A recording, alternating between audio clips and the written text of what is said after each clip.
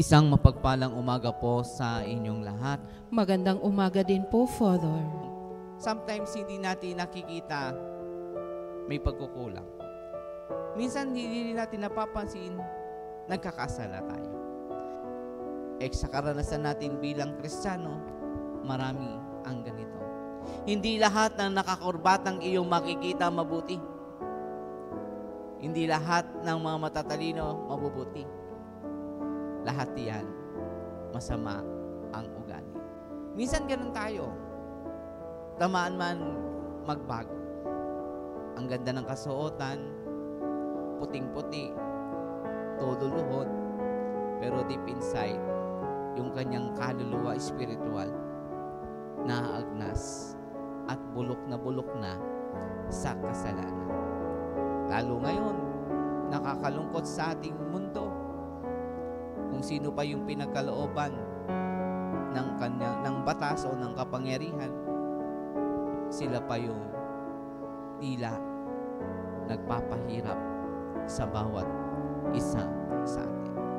Sinabi nga, 2 beses nyo narinig, mga mapag-imbabaw.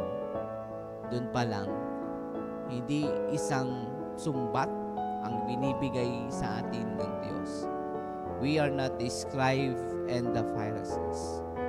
Ang sinasabing mapag-imbabaw, you must be a wake up to your sin. Huwag kang masyadong malinis, panlabas. Tingnan mo rin naman ang iyong kalooban. Remember, our body is composed, or our physical, our body, our composed body and soul. Sabi nga, hindi lang ang katawang pisikal ang pinagaganda. Hindi lang katawang pisikal ang nililinis, kundi pati ang ating mga kaluluwa. Huwag mong sasabihin wala kang kasalanan. Huwag mong sasabihin hindi ka nagkakamali. Every second, every minute, every hour, every day, nagkakasala tayo. Nagkakasala ka rin. Huwag mong titignan ang kasalanan ng iba. Bigyan mong pansin ang kasalanan na iyong ginagawa. Ang katawang pisikal o ang katawang panlabas, kagandahan, pero ang puso, bat-bat, tigib ng galit at puot, hinalakit sa kanyang kapwa. Remember, you're not the scribe and the Pharisee para sabihin ng Diyos mapag-imbabaw. Maging totoo ka lang, yun ang nais ng Diyos.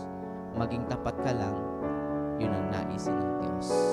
At tanggapin mo sa iyong sarili, ikaw ay nagkamali. Huwag mo nang iasa, huwag mo nang ibato sa iba ang iyong pagkakasala.